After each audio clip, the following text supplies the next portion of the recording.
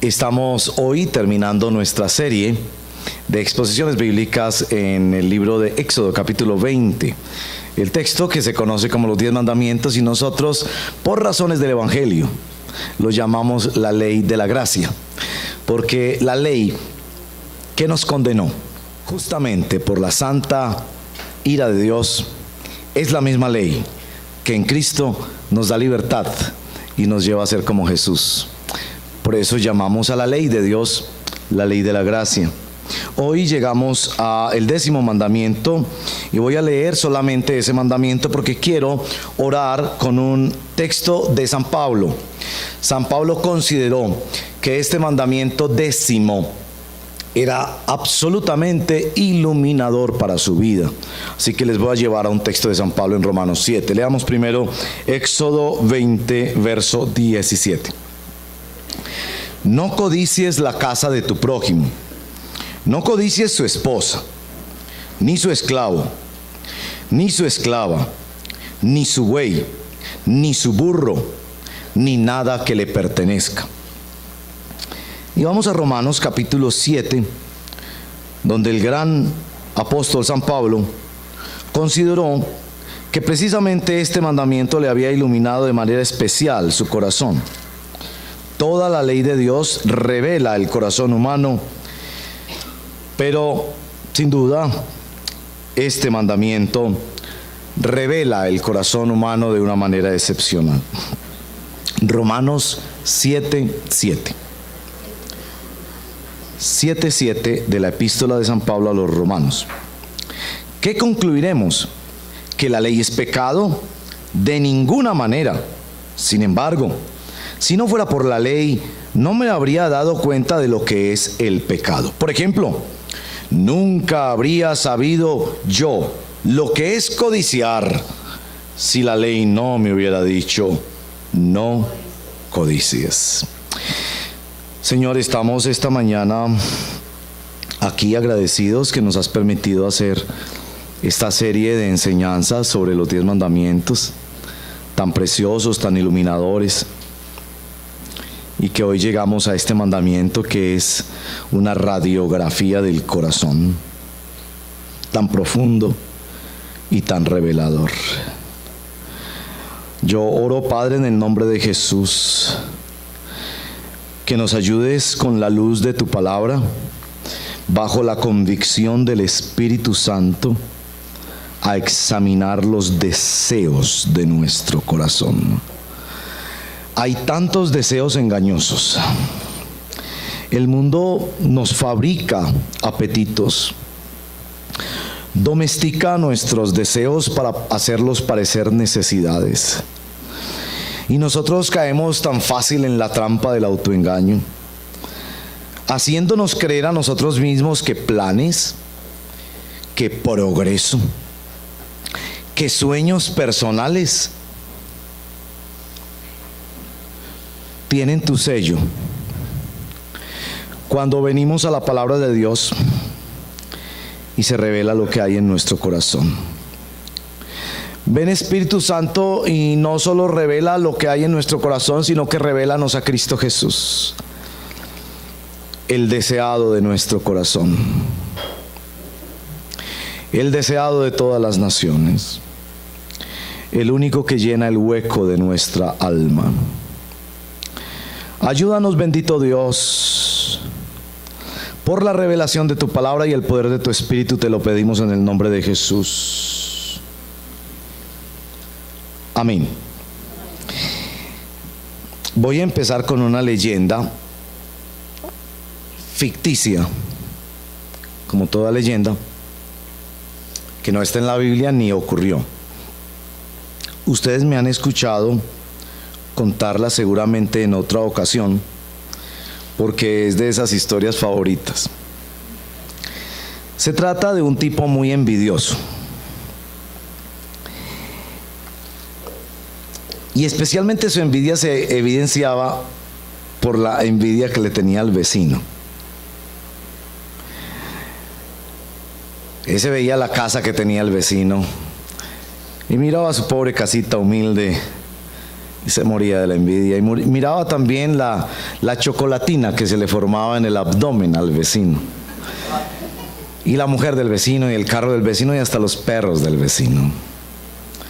Estaba consumido por la envidia, porque la envidia nunca es buena. Mata el alma y la envenena. Un día, dice la historia, porque es una leyenda y no está en la Biblia, se le apareció un ángel y le dijo: pídeme lo que quieras, pero cualquier cosa que tú me pidas, le daré el doble a tu vecino. Si me pides una casa y una mansión extraordinaria, te la daré, pero a tu vecino le doy 2. Y así. El hombre no fue capaz con esa oportunidad y le dijo: no, necesito pensar, en la mañana le digo. No durmió y toda la noche lo pensó y en la mañana le dijo al ángel: sácame un ojo.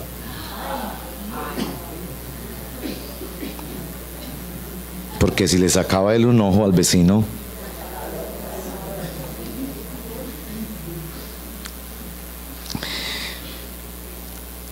el 10º mandamiento trata de la envidia,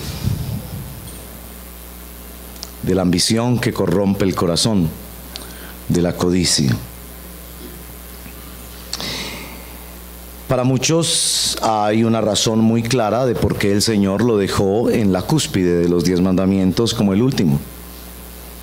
Comparte con el primer mandamiento el hecho de que solo es verificable por Dios. Todos los mandamientos usted los puede verificar: si ha matado, si ha adulterado, si no ha guardado el tiempo del Señor, etcétera, etcétera. Pero el primero y el 10º usted no los puede verificar, solo los puede verificar Dios. Y usted en su corazón sí es iluminado por Dios. El 10º en particular se relaciona mucho con la caída de nuestros primeros padres, ¿se acuerdan? El árbol se le presenta a Eva codiciable. ¿Cómo vamos a llegar a este mandamiento? Yo les propongo que hagamos 3 cosas para abordarlo. La primera, tratemos de definir qué es lo que se prohíbe aquí. Porque hay debate sobre ese, como sobre todos los mandamientos de Dios. ¿Qué es propiamente lo que se prohíbe? En segundo lugar, ¿qué requiere? Porque los mandamientos de Dios no solo se dan para el no, sino también para el sí. Ya que no debes hacer esto, entonces ¿qué es lo que pretende el mandamiento que hagamos? Y en tercer lugar, ¿a dónde nos lleva el mandamiento? Porque el mandamiento de Dios siempre nos habrá de llevar a Jesús. ¿Cómo nos lleva a Jesús? Primero, en el mandamiento de no codiciar, ¿qué es propiamente lo que se está prohibiendo? Y tenemos que decir que no se está prohibiendo el progreso. No se está prohibiendo las aspiraciones. No, por favor, no. Se está diciendo que un cristiano debe conformarse con que no tiene casa propia, o conformarse con el poquito de educación que ya ha tenido, o conformarse con la ropa que tiene, porque son claros los mandamientos de Dios que hablan del progreso. El pastor Bill nos leía para comenzar en la invocación esta mañana el Salmo 128. Comerás del trabajo de tus manos. Y la fe cristiana se ha caracterizado en la historia porque ha apuntado al progreso de la humanidad. Max Weber señala eso en la Ética del Protestantismo, que es precisamente las comunidades cristianas evangélicas las que producen los mejores trabajadores, no solo porque no invierten malamente sus recursos en trago, en mujeres y en indisciplinas, sino porque tienen orden de Dios de usar todas sus capacidades para la gloria de Dios. Así que no se trata de decir que el cristiano no tiene saludables ambiciones, proyectos de vida y deseos de progreso. ¿De qué es lo que trata este mandamiento? ¿Qué es lo que nos prohíbe? Como siempre, lo resumo en 3 cosas. Nos prohíbe el deseo por lo que es del otro. El texto es claro: no codicies lo que no es tuyo. Es decir, está señalando la envidia, los celos, la avaricia y la insatisfacción. Thomas Watson, famoso puritano comentador de los 10 mandamientos, pone el ejemplo del barco que navega sobre el mar. No se anega el barco con el agua del mar, de manera que se podría hundir. No naufraga el barco en lo profundo del mar.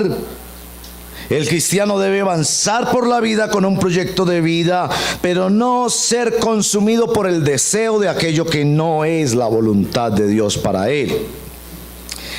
La segunda cosa que se prohíbe es no compararse con el otro para competir. Esto de compararnos con el otro, de usar al otro como un punto de referencia. Y miren qué tan perdidos somos en ese asunto. Queremos tener la camisa de la persona famosa, y entonces vamos al almacén a comprar la camisa que se pone ese personaje o esa personaje famoso o famosa. Y si saliéramos a la calle con esa misma camisa y viéramos que mucha gente tiene esa camisa, ya no nos gusta. Nos definimos a partir de los demás de maneras bastante inciertas. Pero sobre todo el mandamiento prohíbe desprenderse de la voluntad de Dios de tal forma que una cosa que deseemos se convierta en un ídolo del corazón. Y yo sé que tú has usado esa frase. Vi una blusa de infarto.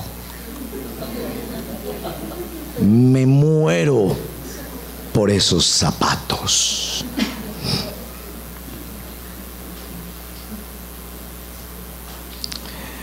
Santiago, capítulo 4,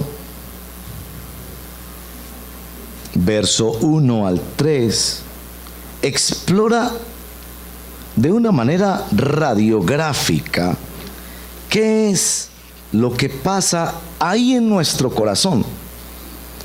Y se atreve, como señalan filósofos contemporáneos como René Girard, que es la infracción de este mandamiento, que es el nacimiento de la violencia. Y eso no se lo inventaron los filósofos contemporáneos, eso estaba en la palabra de Dios. Santiago 4, 1 al 3. ¿De dónde surgen las guerras y los conflictos entre ustedes? ¿No es precisamente de las pasiones que luchan dentro de ustedes mismos? Desean algo y no lo consiguen. Matan y sienten envidia y no pueden obtener lo que quieren. Ríen y se hacen la guerra. No tienen porque no piden. Y Santiago se refiere a pedirle a Dios, a buscar la voluntad de Dios. Pero no, tú como el hombre del evangelio piensas que se trata de acumular más y más y más. Y el mismo Santiago, que se ve muy interesado en el asunto del deseo, explora mucho el asunto del deseo porque es el deseo el que más puede conectarnos con nuestra realidad de pecado. ¿O me va a decir que no? La mayoría de nuestros deseos son malos. No los decimos porque somos elegantes y sabemos ocultarlos y maquillarlos. Pero Santiago explora el asunto del deseo en el capítulo 1 de su carta, versos 14 y 15. Todo lo contrario, cada uno es tentado cuando sus propios malos deseos lo arrastran y seducen. No me digas que el problema es que en Medellín hay mujeres muy bonitas o mujeres que no se visten decentemente. El problema está dentro de ti. Luego, verso 15, cuando el deseo ha concebido, engendra el pecado. Y el pecado, una vez ha sido consumado, da a luz la muerte. Desprendernos de lo que Dios quiere para concentrarnos en nuestros apetitos. Por eso San Pablo, descubierto a sí mismo, en Romanos capítulo 7, ese capítulo maravilloso, dice: miserable de mí, ¿quién me librará? ¿Quién me librará? Hebreos capítulo 13, si van una página nada más hacia atrás de Santiago, verso 5, explora, como otros textos del Nuevo Testamento, el asunto del amor al dinero, que para muchos es el ídolo mayor. Manténganse libres del amor al dinero y conténtense con lo que tienen, porque Dios ha dicho: nunca te dejaré, jamás te abandonaré.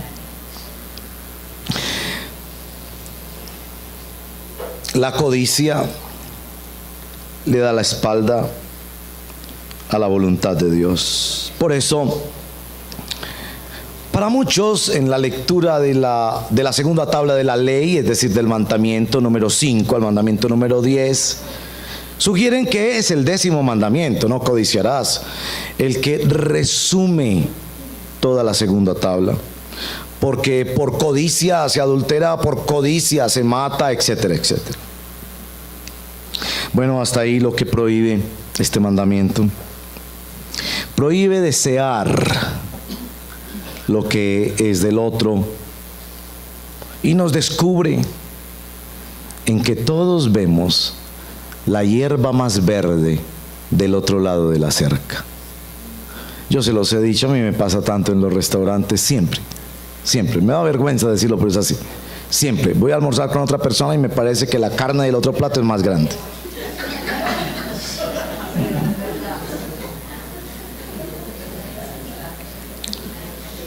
En segundo lugar, prohíbe compararse, referenciarse en otro ser humano, porque la palabra de Dios nos hizo para referenciarnos de cara a Dios, no de cara al cuerpo del otro, ni a la casa del otro, ni a la mujer del otro, ni al negocio del otro. Eso de compararnos es un demonio contemporáneo, explotado abundantemente por los publicistas, que te hacen pensar que si no tienes ese cuerpo, ese carro, esa casa, ese juguete, esa ropa, tú vales menos. Y en tercer lugar, prohíbe desprendernos de la voluntad de Dios, que es un Padre bueno y que quiere liberar nuestro corazón de la idolatría, porque Él tiene cuidado de nosotros. Bueno, ¿qué es lo que requiere este mandamiento? ¿De qué trata este mandamiento? Voy a usar dos proverbios, dos refranes, y voy a sugerir dos cosas que requiere este mandamiento. Este mandamiento tiene que ver con ese refrán que me encanta, que lo escuché una vez, y como todos los refranes, cuando son así, uno no necesita escucharlos 2 veces para memorizarlos. Bienaventurado el que desea lo que tiene. Bienaventurado el que desea lo que tiene. Porque nuestra alma vive consumida con lo que no tenemos. Y muchas veces ignoramos y desconocemos lo que tenemos, porque nuestra alma codiciosa está abrumada por lo que no tenemos. Miren que esta semana estuve en la Guajira, en el Alto Guajira, en el desierto. Mi esposa estuvo una semana sirviendo con los hermanos de Jucum, que Dios bendiga ese ministerio, en la Alta Guajira, con médicos, odontólogos, y haciendo muchos trabajos con ellos. No hay agua, no hay energía eléctrica, No hay árboles con frutas, como aquí en Santa Fe de Antioquia, que se pierden los mangos, los zapotes, nada de eso. Los niños se comen las hojas de los árboles. Grados de desnutrición impresionantes. Ahí dormimos en el suelo, con esta gente de Jucum, con un corazón, que yo quiero decirles, vaya a esas misiones, porque se encontrará con nuevas dimensiones de la fe en esos lugares y con la oportunidad de ver cuánto Dios te puede usar para amar y servir a otras personas, y sobre todo, cuánto tienes. Ahí llegarás a abrazar tu camita y tus zapaticos como si fueran de oro, porque el estado de necesidad es pasmoso. Que llega uno aquí y se da cuenta de la abundancia que tenemos de agua, de muchas cosas, de transportes, de muchas cosas. Podría contarles historias de la enorme necesidad, pero este es el dicho: bienaventurado el que desea lo que tiene, porque nuestra alma es corrompida por la codicia de lo que no tenemos. Este es el segundo dicho: la ambición rompe el saco. Muchas vidas destruidas, muchas relaciones destruidas a causa de la ambición y de la envidia. Entonces, ¿qué es lo que este mandamiento nos requiere? Dos cosas. La primera, nos requiere una palabra que es fundamental en el discipulado cristiano. Miren que es fundamental y se encuentra en varios lugares de las Sagradas Escrituras, y es la palabra contentamiento. Contentamiento. La capacidad de disfrutar el cuerpo que Dios me dio, por favor, la cultura que Dios me dio, los talentos que Dios me dio, las oportunidades que Dios me dio, sin amargarme el alma por lo que no me dio. Sin amargarme el alma por lo que no me dio. San Pablo fue experto en el contentamiento. Ustedes leerán al gran San Pablo.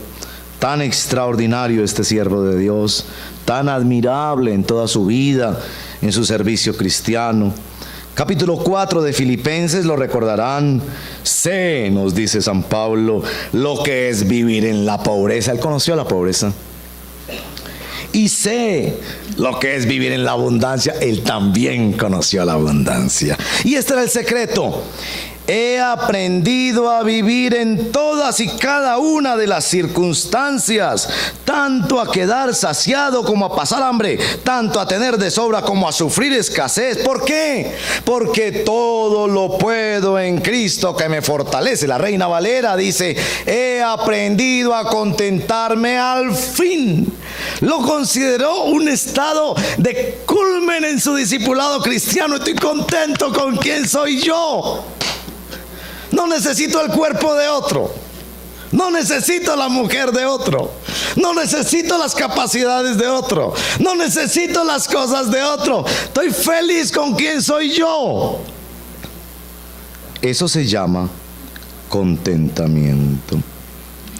Primera de Timoteo capítulo 6, versos 6 al 10. Dice que gran ganancia, que algunos autores sugieren que no solo se refiere a ganancias de orden estético o espiritual, sino aún de ganancias de orden económico y financiero.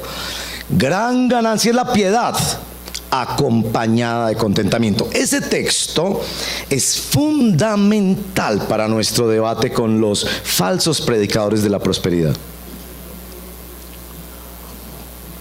Porque la falsa teología de la prosperidad aumenta la codicia que da miedo.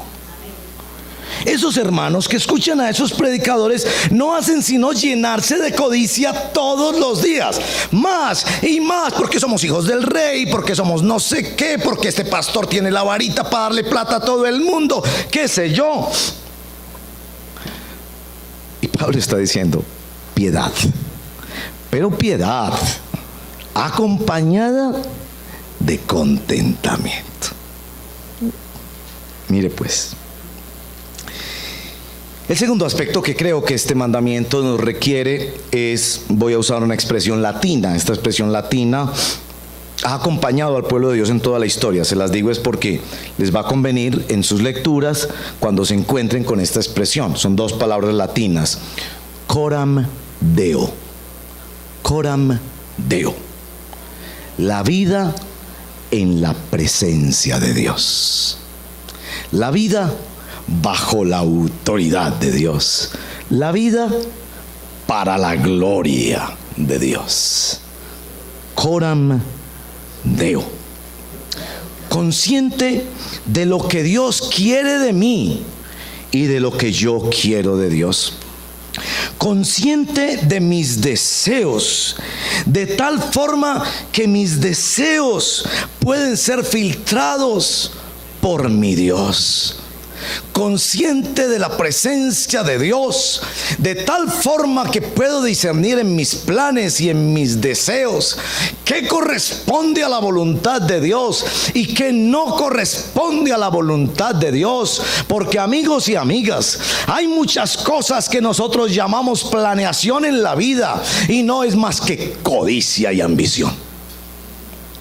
¿O me vas a decir que todo lo que tú planeas y todo lo que tú deseas es voluntad de Dios, cuando tú y yo sabemos que la mayoría de los deseos de nuestro corazón son malos?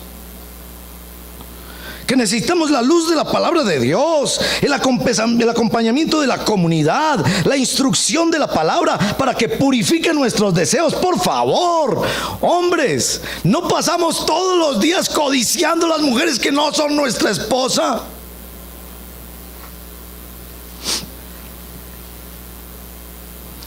El silencio significa algo.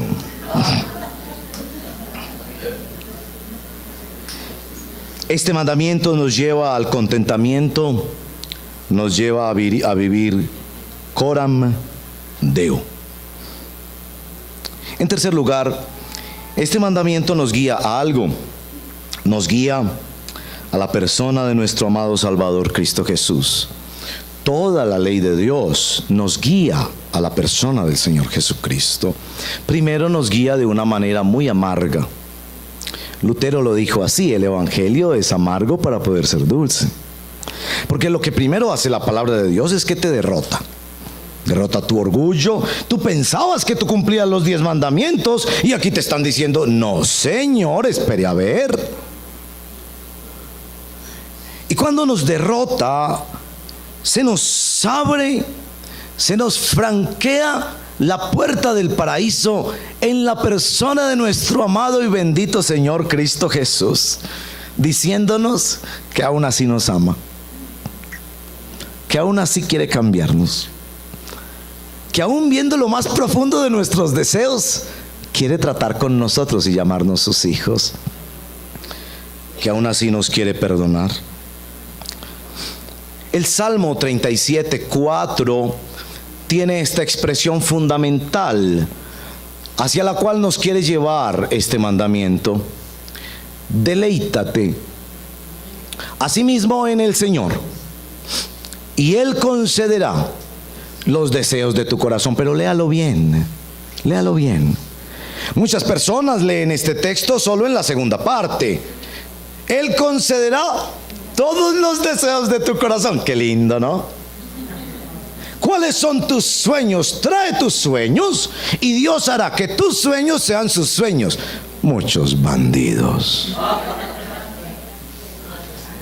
Venga y tráigale. ¿Qué desea usted? ¿Desea plata? ¿Desea salud? ¿Desea riqueza? ¿Desea poder? Venga, que aquí le tenemos la varita mágica para que todos sus deseos se le hagan realidad. ¿Cierto? Cuando la mayor parte de nuestros deseos son engañosos, son inciertos, están basados en apetitos de nuestra carne. Por favor, hay que leer bien el texto. El texto dice que aquella persona a quien Dios le cumple sus deseos, es una persona a quien le ha pasado algo antes. ¿Qué le ha pasado antes? Se ha deleitado en el Señor. Es decir, que el deleite en el Señor se convierte en un deleite purificador. Que cuando te deleitas en el Señor, se purifican tus deseos. Y que deseos purificados son olor fragante en la presencia del Señor. Claro que el Señor te dice: pídeme y te daré por herencia a las naciones. Por Dios, pídeme y te daré por herencia a las naciones. Yo he visto en mi ministerio siempre que le hemos pedido a Dios abundancia y nos la ha dado. Cuando Él sabe que eso es para su gloria. Cuando los deseos han sido purificados por el deleite del Señor. El deleite del Señor, del que nos habla el Salmo 37, verso 4, tiene una dimensión creadora y tiene una dimensión redentora. La dimensión creadora es acompañada por dos frases famosas de San Agustín.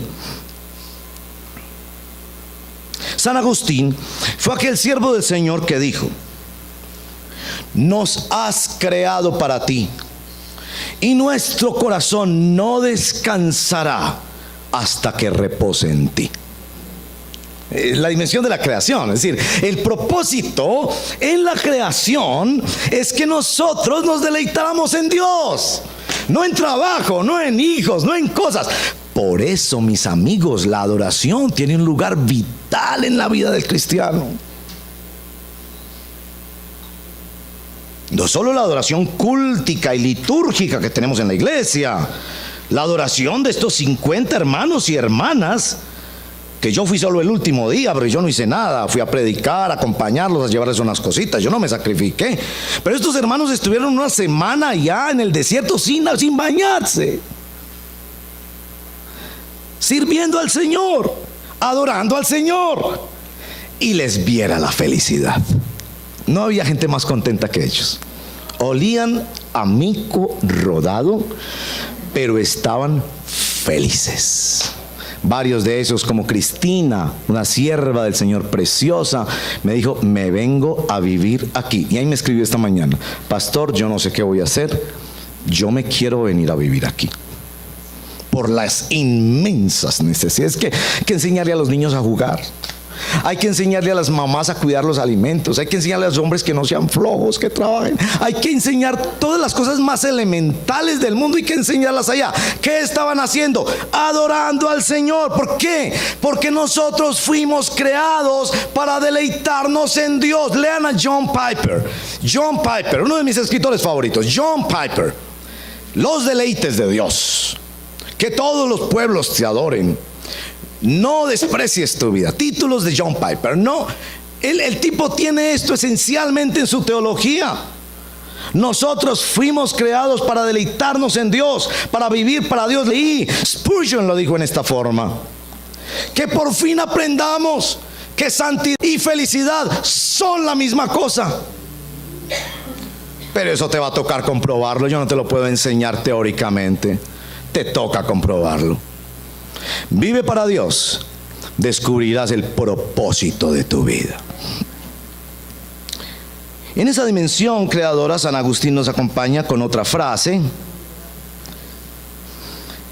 en la que dice: el corazón del hombre tiene un hueco del tamaño de Dios. Lindo, ¿no? Poético. El corazón del hombre tiene un hueco del tamaño de Dios. Métale plata y no hace sino abrir más el hueco. Métale sexo y no hace sino abrir más el hueco. Métale trabajo y educación y no hace sino abrir más el hueco. Métale a Dios y tienes un alma satisfecha. Por muchos años yo pensaba que todo ese asunto de las comunidades contemplativas eran un error. Esas personas que se meten a un convento solo a orar, solo a orar, solo a orar. Y todavía pienso que hay una dimensión de la misión cristiana que debería estar ahí. Porque Dios nos manda también a servir al prójimo, no solo a orar. Pero por Dios, miren los místicos españoles. Sor Juana Inés de la Cruz, Teresa de Ávila, Juan de la Cruz. individuos que no tenían nada. Estaban enfermos, recluidos por allá en un convento, pero lean sus textos, lean sus textos. Eso era gente que vivía el deleite de su vida en la presencia de Dios. Quizás sí con algunos errores teológicos, lo reconozco, pero habían llegado a esa dimensión de entrega a Dios, por favor, a la que yo los invito en el nombre de Jesucristo. Les decía que el mandamiento nos quiere llevar a Cristo como nuestro deleite en una dimensión de la creación, pero también en una dimensión de la redención. Y para esto, de nuevo, cito a San Pablo en 2 de Corintios capítulo 8, verso 9.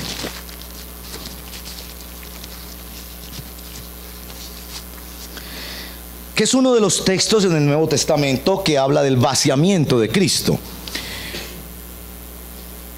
En la forma en que 2 de Corintios capítulo 8, verso 9 lo presenta, es que Cristo, siendo rico, inmensamente rico, el rico de los ricos, creador del universo, se hizo pobre. ¿Se hizo pobre para qué? Para que tú fueras enriquecido. Nos presenta la obra de Cristo como el deleite en aquel que lo dio todo por mí, y como aquel que me lo entregó todo a mí, que tomó mi pobreza y que me dio su riqueza.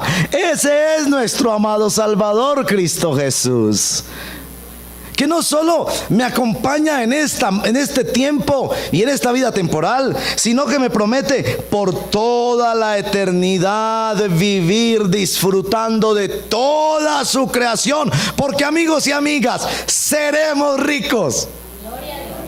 Visitaremos todos los planetas y gozaremos de la creación de Dios. Estaremos en perfección, donde no habrá enfermedad, ni tristeza, ni desamparo, ni dolor, ni envidia. Porque Él compró en la cruz eso para nosotros. Porque si aún en esta tierra vemos la bendición de Dios, por la eternidad gozaremos de una bendición sin límites, de toda la presencia, la grandeza y la hermosura de la creación de Dios. Porque el cielo no son unas nubes donde nos sentamos a tocar arpas. Cielos nuevos y tierra nueva, calles de oro, puertas de cristal y de piedras preciosas, cosas que ojo no vio y oído no oyó, Dios ha preparado para quienes le aman. Amén.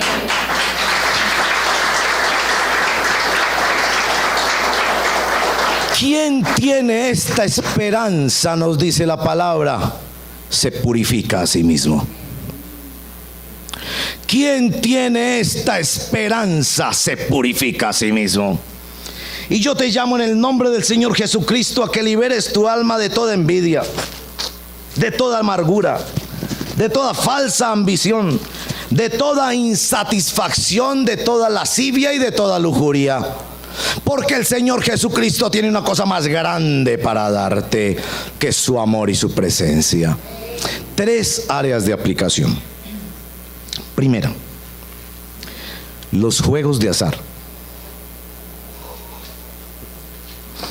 Un cristiano no participa en los juegos de azar. No solo porque es una forma tonta de invertir el dinero, no solo porque es un negocio que se aprovecha de la adicción de las personas más vulnerables en la sociedad, sino sobre todo porque Dios dice no. Y se los voy a demostrar con el siguiente argumento teológico. Escúchenme muy bien, porque estos meses yo estoy predicando casi todos los domingos, porque quiero que ustedes tengan buena doctrina y buena teología. Este es el argumento bíblico y teológico. Todos los textos de la Biblia que hablan de prosperidad, y son muchos,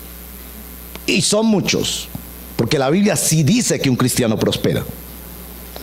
todos esos textos dicen que Dios te prosperará a través de tu trabajo. Bienaventurado serás cuando comieres el trabajo de tus manos. Que Dios bendiga tu alacena, que Dios bendiga tus manos, tu empresa, tus actividades, tu negocio, tu profesión, tus oportunidades. Dios no prospera gente ganándose loterías. Las loterías son infames, infames. Y no nos comamos el argumento de que con eso se paga la educación de todos los antioqueños. Mentira, mentira, doblemente mentira. Un cristiano no participa en juegos de azar, ni en ninguna de sus manifestaciones, pasando por el casino, el chance, las loterías, etc. Porque un cristiano cree: si es la voluntad de Dios que yo prospere, Él me va a prosperar por medios buenos, no malos. Dios no necesita esa clase de ayudas si Él quiere prosperarnos. Segunda aplicación: los planes.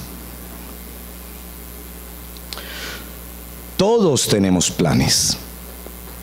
Miren que yo estoy ya planeando en la universidad donde va a estudiar mi nieto. Todos tenemos planes. Todos planeamos comprar la casa, hacer el viaje, sacar el posgrado, que los hijos, que esta cosa, que el carro, que lo otro. Y la planeación es responsable. La Escritura dice que quien se sienta a construir una torre y no planea, y que seamos como la hormiguita que se prepara en el verano para el invierno. La planeación es bíblica. Pero Santiago, precisamente Santiago, nos dice: cuidado, cuidado. ¿Quiénes de ustedes dicen: hoy y mañana iré y haré tal negocio y haré tal otro, y entonces haré la semana entrante, estaré aquí y allá? Y Santiago viene con esta planadora de la revelación cuando nos dice: ¿y te has preguntado si Dios quiere? ¿Y te has preguntado si Dios quiere? ¿Te ha pasado por la cabeza si Dios sí quiere que te vayas para Estocolmo? ¿Te ha pasado por la cabeza si Dios sí quiere que saques el doctorado? ¿Te ha pasado por la cabeza si Dios sí quiere que compres el apartamento? ¿Te ha pasado por la cabeza si Dios sí quiere que cambies el carro? ¿Te ha pasado por la cabeza? Porque esto es fundamental. Esto es fundamental. Si no nos deleitamos y nos ceñimos a la voluntad de Dios, vamos a ser entorpecidos por nuestra codicia. Vamos a ser entorpecidos por nuestros deseos, mis amigos. Nuestros deseos son engañosos. Engañosos. Así que el único remedio es escondernos detrás de la cruz de Cristo para deleitarnos en Dios y decirle: papá, ¿quieres que haga eso? Yo no me pregunto si me va a ir bien o no me va a ir bien. Le pregunto: ¿tú quieres que yo lo haga? Y no me muevo hasta que no estoy seguro que Él quiere que yo lo haga. Y eso me mueve a la tercera aplicación: la vida devocional. ¿Cómo esperas saber qué es lo que Dios quiere si tu contacto con la palabra de Dios es un almuercito cada 8 días? Es el Salmo 91 ahí de la hoja súper amarilla en la Biblia.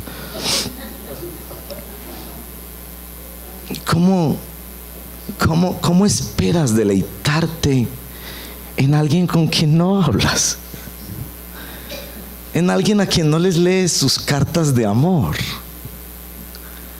Y te preguntas: ¿por qué encuentras más deleite en la revista de farándula, o en el computador, el celular de moda, el internet, los partidos de fútbol, etcétera, que te liberan un poco de adrenalina y te hacen sentir como unos placeres extraordinarios? Pero cuando llegas a la casa del Señor, cuando te piden un momento de oración, a los 30 segundos ya sientes que has hecho un sacrificio sobrehumano con ese ratote de oración que pasaste en la presencia del Señor, y que ya hasta Dios mismo debería premiarte.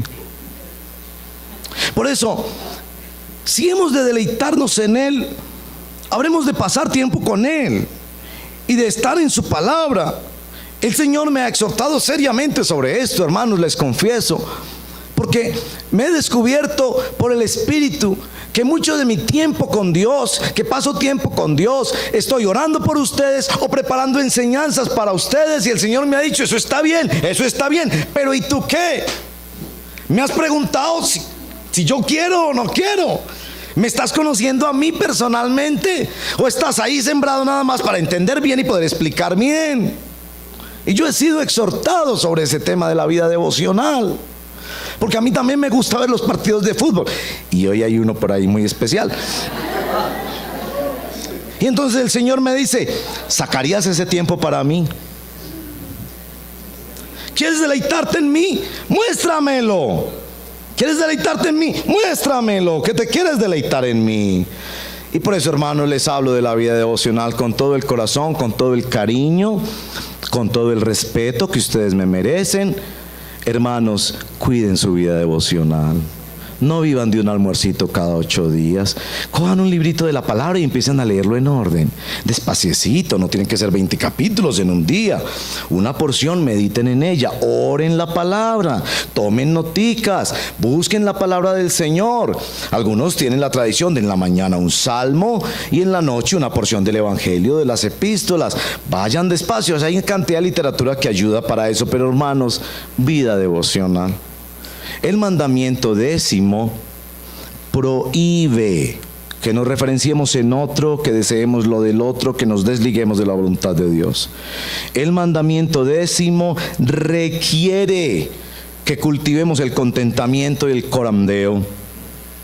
El mandamiento 10º nos lleva a Cristo, que nos muestra nuestro propósito desde la creación, y que con su redención, haciéndose pobre para que nosotros pudiéramos ser enriquecidos por la gracia de Dios y su perdón, pudiéramos venir a Él.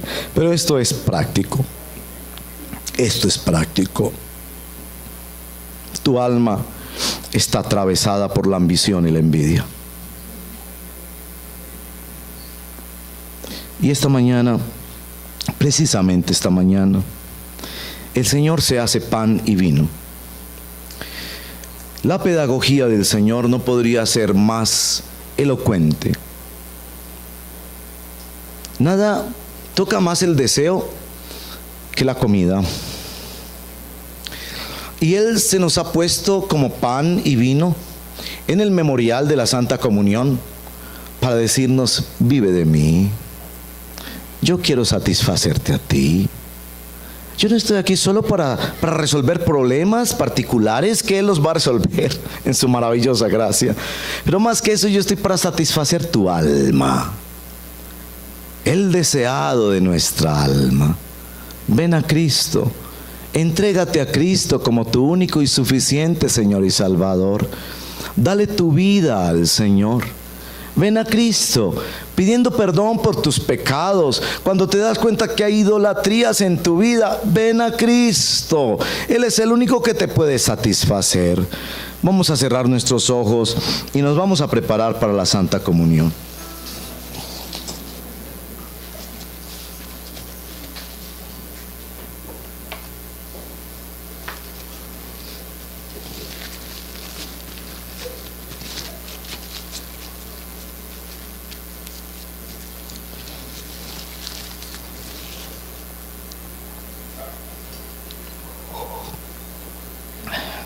Si el Espíritu te está llevando a convicción de pecado, ven a Cristo, pídele perdón por tus pecados, abre tu corazón y entrégate a Él, responde a su llamado y a su convicción de gracia. Si el Espíritu te está convenciendo de pecados, renuncia a tus pecados y ven a Cristo, reconcíliate con Él. El tiempo de la Santa Comunión es tiempo de examen, así como la palabra de Dios nos examina y nos confronta. Habla con el Señor. En este mandamiento es claro que Él ve nuestro corazón.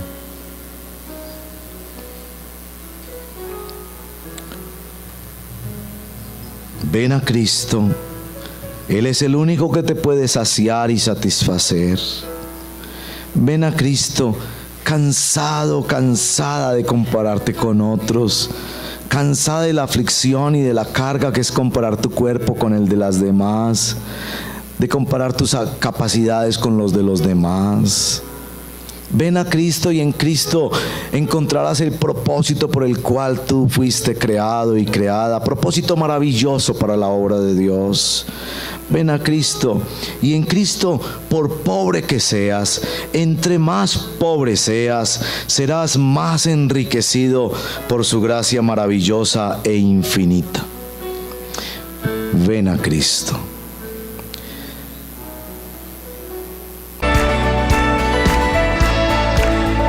Las cadenas de la muerte me quitó, para mí ya no hay condenación, hay libertad, libertad, siendo esclavo de